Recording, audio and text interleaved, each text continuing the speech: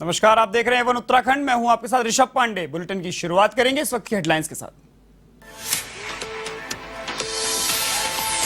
मुख्यमंत्री पुष्कर सिंह धामी का पोखरी दौरा, खादी ग्राम उद्योग एवं पर्यटन शारदोत्सव मेले का किया शुभारंभ। मिनी स्टेडियम के साथ की गई कई घोषणाएं।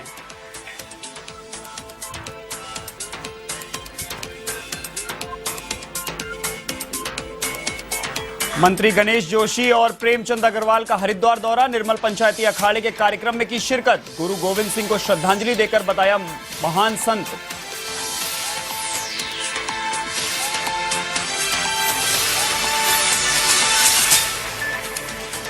हरिद्वार 30 स्तरीय पंचायत चुनाव को लेकर पुलिस सतर्क, ग्राम पंचायतों में पीएसी फोर्स तैनात। पुलिस निकाल रही फ्लैग मार्च, शांति बनाने की अपील।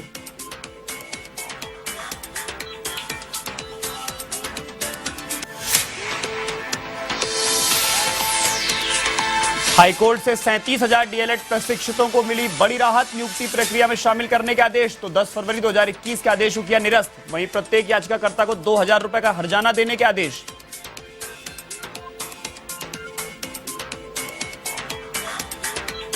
उत्तराखंड में बिगड़ा रहेगा मौसम का मिजाज। देहरादून, टिहरी, रुद्रप्रयाग, उत्तरकाशी में भारी बारिश की संभावना। तो हरिद्वार में बाढ़ चौकी अलर्ट, अधिकारियों को सतर्क रहने के निर्देश।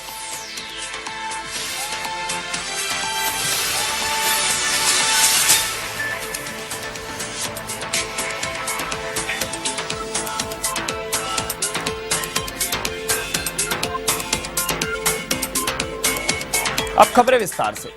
उत्तराखंड के मुख्यमंत्री पुष्कर सिंह धामी ने चमोली के पोखरी में 7 दिवसीय हिमवंत कवि चंद्र कुंवर बरतावल खादी ग्रामोद्योग एवं पर्यटन शारदोत्सव मेले का शुभारंभ किया।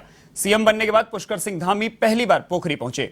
उनके पोखरी पहुंचने पर बीजेपी कार्यकर्ताओं ने जोरदार स्वागत किया। वहीं मुख्यमंत्री धामी ने दीप प्रज्वलित कर शारदोत्सव मेले का आगाज भी किया। यह मेला 7 दिनों तक चलेगा।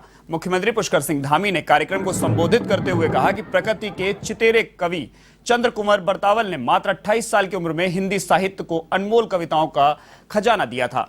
उनकी कविताओं में अटूट प्रकृति प्रेम झलकता है। वहीं मुख्यमंत्री धामी ने पोखरी नगरी में सीसी मार्ग, नालों के निर्माण, सोलर लाइट और पोखरी मिनी स्टेडियम की घोषणा की। मिनी स्टेडियम जो हमारे बच्चों के लिए बन रहा है, तो हिमवंत कवि चंद्र कुंवर बरतावल जी को उनका स्मरण करता हूँ, और जिन्होंने बहुत अल्पायु में ही हमारे लिए अनेक अपनी रचनाएं, अपनी कविताएं हम सबको समर्पित करके चले गए। निश्चित रूप से हमारे आने वाली जो पीढ़ियाँ हैं वो उनको स्मरण में रखें। उनके लिए यहाँ पर मेलों का आयोजन हो रहा है, और इन मेलों के माध्यम से जहाँ आज हमारा लोगों का आना जाना है, पर्यटन का जो आधार है वह भी बढ़ेगा। और साथ में हमारे देश के प्रधानमंत्री मोदी जी ने कहा है कि आने वाला जो दशक है, 21वीं सदी का तीसरा दशक, वो उत्तराखंड का दशक होगा। उस दशक को बनाने के लिए हम लोगों ने संकल्प लिया है, हम उस दिशा में आगे बढ़ रहे हैं। उत्तराखंड कैबिनेट मंत्री गणेश जोशी और प्रेमचंद अग्रवाल गुरुवार को हरिद्वार के दौरे पर रहे, जहां उन्होंने कनखल स्थित निर्मल पंचायती अखाड़े में हुए कार्यक्रम में शिरकत की। निर्मल पंचायती अखाड़ा में यह कार्यक्रम सिखों के 10वें गुरु गोविंद सिंह की स्मृति में आयोजित किया गया था। कार्यक्रम में बड़ी संख्या में साधु संतों ने भी शिरकत की। कैबिनेट मंत्री गणेश जोशी और प्रेमचंद अग्रवाल ने गुरु गोविंद सिंह को श्रद्धांजलि देते हुए उन्हें महान संत और योद्धा बताया।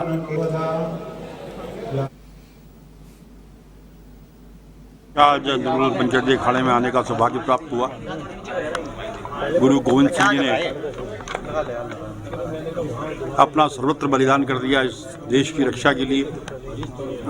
गुरु गोविंद सिंह जी जहां एक वीर योद्धा थे, एक महान संत भी थे। उन्होंने गुरु ग्रंथ साहब की रचना को पूरा किया। इस अवसर पर हमें संकल्प लेना होगा। अक्सर देखने में आता है कि हम महापुरुषों की जयंती के कार्यक्रम मनाते हैं और फिर इंतजार करते हैं कि अगली जयंती कब आएगी, उस पर कार्यक्रम करेंगे। गुरु गोविंद सिंह जी हमारे सिख धर्म के 10वें गुरु रहे हैं, और जिनके बारे में एक ही बात कही जाती है और हम सब जानते हैं कि वो जहाँ संत थे, जहाँ एक योद्धा भी थे, और हिंदू संस्कृति के लिए, हिंदू धर्म के लिए, समाज के लिए उन्होंने बहुत बलिदान दिया। और वैसे तो कहा जाता है 10 गुरुओं ने अपने अपने तपस्या, बलिदान दे के इस समाज को दिशा दिखाने का काम किया। लेकिन गुरु गोविंद सिंह जी ऐसे गुरु थे कि जिनके पिता ने हिंदू धर्म की रक्षा के लिए अपना शीश का बलिदान दिया। वहीं इनके चारों पुत्रों ने भी 2 दीवार में चुने गए और 2 बाद में फिर युद्ध में मारे गए। पूर्व मुख्यमंत्री त्रिवेंद्र सिंह रावत पौड़ी दौरे पर रहे, जहां उन्होंने अपने dream project Kandolia theme park का निरीक्षण किया और व्यवस्थाओं का जायजा भी लिया। त्रिवेंद्र रावत ने कहा कि उनका यह दौरा गैर राजनीतिक है, जिसे लोकसभा चुनाव से न जोड़ा जाए। उन्होंने भर्ती घोटाले पर कहा कि राज्य की एसटीएफ टीम बेहतर कार्य कर रही है। अब तक कई दोषी पकड़ में आ चुके हैं, इसलिए सीबीआई जांच की जरूरत नहीं है।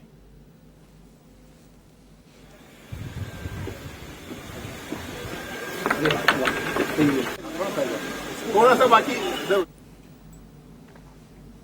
हम विरोधी नहीं है, लेकिन जो एसटीएफ जो काम कर रही है अच्छा काम कर रही है। देखिए अभी आज ही मैं पढ़ रहा था कि शायद 39 गिरफ्तारियां उसमें हो चुकी हैं। जिस दिन हम चले थे उस दिन 34 गिरफ्तारियां थी और 5 लोग और उसमें गिरफ्तार हुए हैं। तो एसटीएफ अच्छा काम कर रही है। अब आखिर हमारी स्टेट की वो एजेंसी है, उस पर हम अविश्वास क्यों करते हैं? और वही अगर दिल्ली में सीबीआई काम करती है तो हम कहते हैं कि इसको सरकार दुरुपयोग कर रही है, उस पर हम अविश्वास प्रकट करते हैं। तो ये जो पॉलिटिकल बातें हैं, मैं समझता हूं कि पॉलिटिकल बातों में नहीं आना चाहिए। सीबीआई का हम बिल्कुल विरोध नहीं करते, लेकिन अपनी एजेंसियों भी हमारे यहाँ सक्षम पूर्वक अगर काम कर रही है तो हमको उनका मनोबल नहीं तोड़ना चाहिए। उनका मनोबल नहीं तोड़ना चाहिए। कोई अच्छा काम कर रहा है तो हमको उसको प्रोत्साहित करना चाहिए। रामनगर रानीखेत मुख्य मार्ग के लंबे समय से क्षतिग्रस्त होने के विरोध में पूर्व मुख्यमंत्री हरीश रावत ने सड़क में बैठकर मौन धारणा किया। इस दौरान उन्होंने भाजपा सरकार की घोर निंदा करते हुए सरकार को चेताया। उन्होंने कहा कि क्षतिग्रस्त सड़क के निर्माण कराने की सरकार से मांग की है और 2 महीने के भीतर निर्माण कार्य शुरू नहीं होने पर 24 घंटे भूख हड़ताल पर बैठने की चेतावनी दी।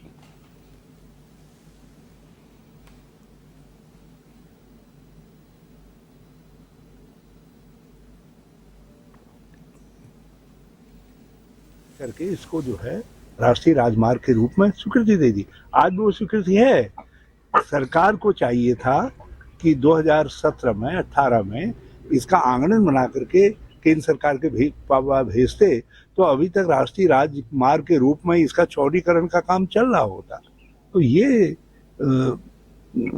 उल्टे आर्गुमेंट दे रहे हैं और मैंने तय किया है यदि इसमें अगले 1-2 महीने में ये कोई कार्रवाई नहीं करते हैं और इसको सड़क को ठीक नहीं करते हैं तो फिर हम मुहान में बैठेंगे, 24 घंटा उपवास करेंगे।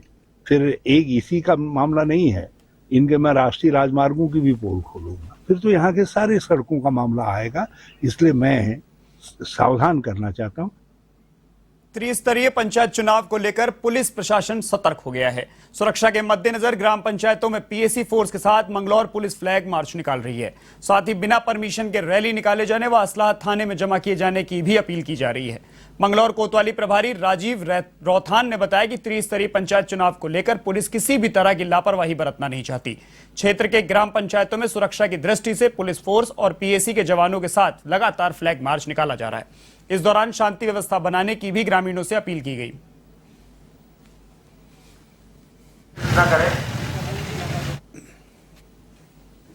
त्रिस्तरीय चुनाव को दृष्टिगत रखते हुए आज मंगलौर पुलिस द्वारा जो है फ्लैग मार्च निकाला गया, जिसमें ग्रामवासियों को सूचित किया गया जिनके द्वारा असले जमा नहीं कराए जा रहे हैं और शीघ्र असले जमा करा दे, अन्यथा जो है नोटिस दिया जाएगा। तदनुसार आवश्यक कार्रवाई की जाएगी। और सोशल मीडिया पर जो भ्रामक सूचनाएं फैलाई जा रहे हैं, अगर ऐसी कोई सूचना फैलाई जाती है तो उसके अनुसार भी कड़ी से कड़ी कार्रवाई की जाएगी। उत्तराखंड हाईकोर्ट में डीएलएड प्रशिक्षण प्राप्त अभ्यर्थियों को राजकीय प्राथमिक विद्यालयों में सहायक अध्यापक के पदों की नियुक्तियां प्रक्रिया काउंसलिंग में शामिल करने को लेकर दायर की गई याचिकाओं पर एक साथ सुनवाई की गई। मामले को सुनने के बाद कोर्ट की खंडपीठ ने डीएलएड प्रशिक्षुओं को भर्ती में शामिल करने के साथ ही याचिकाकर्ताओं को मुआवजा देने के निर्देश दिए। अधिवक्ता चक्रधर बहुगुणा ने बताया कि हाईकोर्ट के इस आदेश के बाद प्रदेश भर के 37,000 डीएलएड प्रशिक्षुओं को फायदा मिलेगा।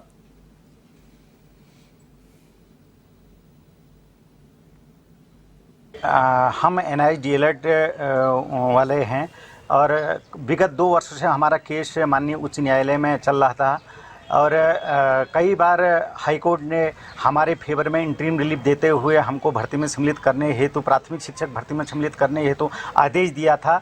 और अंत में आज माननीय मुख्य न्यायाधीश महोदय ने अंतिम निर्णय सुनाते हुए हमको भी प्राथमिक शिक्षक भर्ती में सम्मिलित करने का आदेश पारित कर दिया है। मेरा सरकार से निवेदन है कि हमको भी प्राथमिक शिक्षक भर्ती में सम्मिलित करते हुए जल्दी से जल्दी नियुक्ति प्रदान करने का कष्ट करें। हाईकोर्ट ने ब्लैकमेलिंग से जुड़े मामले में सरकार के रवैये पर सख्त टिप्पणी करते हुए प्रदेश के लॉ सचिव से जवाब मांगा है। कोर्ट ने उधम सिंह नगर के एसएसपी को निर्देश दिए हैं कि वह इस पूरे मामले में विस्तृत जवाब पेश करें। कोर्ट ने एसएसपी को 27 सितंबर को व्यक्तिगत रूप से पेश होने के लिए भी कहा है। इधर कोर्ट ने लॉ सचिव को भी निर्देश दिए हैं कि वह इस मामले में बताए गए दोषियों के खिलाफ क्या कार्रवाई की गई है और सरकार जवाब देने में क्यों असफल है। बता दें कि मामला रुद्रपुर में ब्लैकमेलिंग के 2019 के झूठे प्रकरण से जुड़ा हुआ है।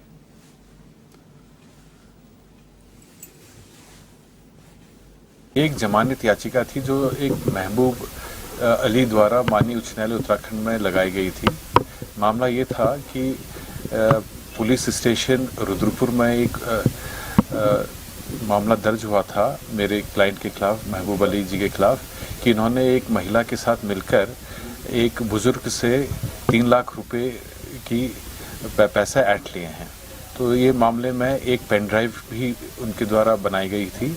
कड़ा संज्ञान लेते हुए माननीय उच्च न्यायालय ने सरकार को कहा है कि वो एसएसपी उधम सिंह नगर का एक तो व्यक्तिगत शपथ पत्र इस न्यायालय में प्रस्तुत करे और उनकी व्यक्तिगत पेशी भी इस न्यायालय में होने के लिए आदेश पारित किए गए। इसके अलावा जो सेक्रेटरी होम है उनको भी इस मामले के बारे में अवगत कराया गया इस आदेश के द्वारा। और अगली तारीख 27 सितंबर को, जिस दिन की एसएसपी उधम सिंह नगर को व्यक्तिगत रूप से न्यायालय में पेश होकर मामले को माननीय न्यायालय के समक्ष बताना है। राजधानी देहरादून में अगले सप्ताह क्रिकेट के सितारों का मेला लगने वाला है, लेकिन पुलिस और जिला प्रशासन के पास इसकी कोई भी जानकारी नहीं है। आयोजकों की लापरवाही की हद देखिए, उन्होंने स्टेडियम के जिम्मेदार लोगों को भी इस बारे में नहीं बताया है, जबकि इतने बड़े आयोजन के लिए पुलिस को पार्किंग से लेकर खिलाड़ियों की सुरक्षा तक की कई व्यवस्थाएं करनी होती हैं। आपको बता दें कि रायपुर स्थित Rajiv Gandhi international cricket stadium में 21 सितंबर से रोड सेफ्टी सीरीज के आयोजन की बात कही जा रही है। इसमें master blaster Bharat Ratna Sachin Tendulkar, West Indies के पूर्व बल्लेबाज ब्रायन लारा जैसे कई बड़े दिग्गज हिस्सा ले रहे हैं। मैचों के लिए टिकट के रेट भी तय कर दिए गए हैं, बिक्री शुरू कर दी गई है, लेकिन इतने बड़े आयोजन की पुलिस प्रशासन को कोई खबर नहीं है। इस मामले में एसएसपी दलीप सिंह कुंवर का कहना है कि मैच के दौरान पार्किंग की व्यवस्था भी होती है और खिलाड़ियों की सुरक्षा का इंतजाम भी करना होता है। इसके लिए आयोजकों को स्थानीय प्रशासन को सूचना देनी होती है, मगर अभी तक ऐसा नहीं किया गया।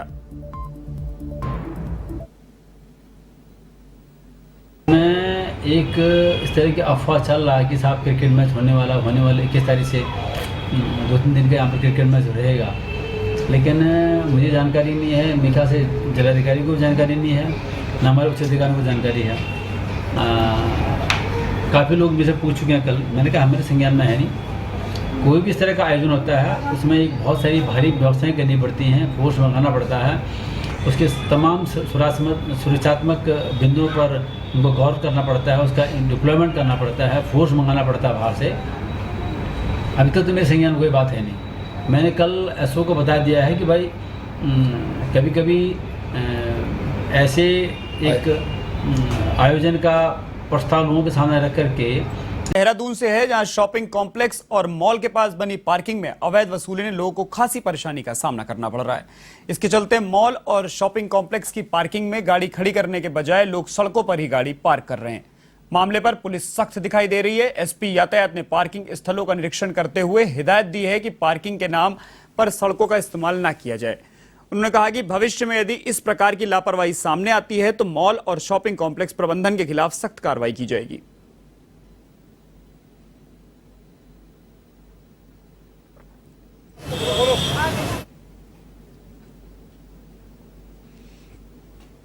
ये किसी एक एजेंसी का नहीं है, ये बहुत ही अच्छा इंटर डिपार्टमेंटल कोऑर्डिनेशन का अभियान है, जिसमें एमडीडीए, ट्रैफिक पुलिस, जनपद पुलिस, नगर निगम प्रशासन द्वारा ज्वाइंटली किया जाएगा।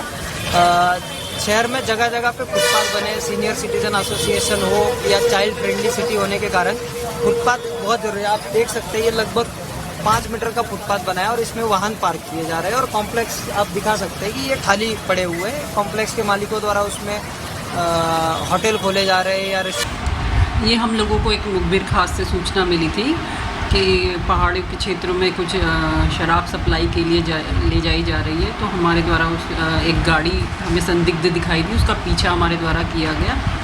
तो एक 4 पहिया वाहन को हमारे द्वारा जब उसकी चेकिंग ली गई तो उसमें 20 पेटी लगभग 240 बोतलें फॉर सेल इन हरियाणा की पाई गई। तो हमारे द्वारा मौके पे उसको कब्जे में लिया गया। अब एक अभियुक्त को गिरफ्तार किया गया है और वो पानीपत हरियाणा का है, उस विकास कश्यप नाम का अभियुक्त है। उधम सिंह नगर के काशीपुर में पुलिस ने करीब 22 लोगों को उत्पात मचाने के आरोप में गिरफ्तार किया है और 151 रुपए का चालान काटा, जिसमें वार्ड नंबर 30 के पार्षद भी मौजूद रहे, जिसके चलते महापौर उषा चौधरी के नेतृत्व में पार्षद के समर्थकों ने एएसपी कार्यालय पर धरना प्रदर्शन किया। चौकी इंचार्ज को सस्पेंड करने की मांग की गई। वहीं एएसपी चंद्रमोहन सिंह ने बताया कि मामला उत्पात का था, जांच कराई जा रही है। जांच में जो भी तथ्य सामने आएंगे उसके आधार पर कार्रवाई की जाएगी।